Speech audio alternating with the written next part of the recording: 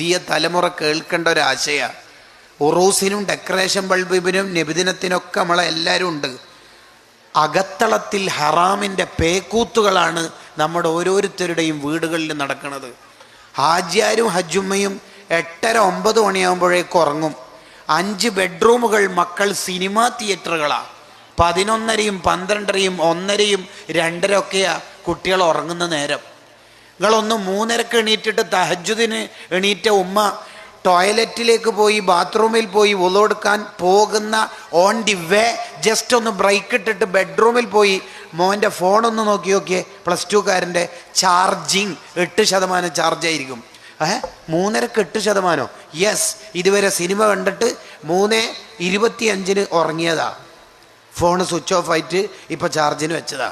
ഉമ്മ സ്വർഗത്തിലേക്ക് കൊട്ടാരം വാങ്ങാൻ പോകുമ്പോൾ മകൻ നരക സീറ്റ് റിസർവ് ചെയ്തിട്ടാണ് അവൻ കിടന്നുറങ്ങുന്നത്.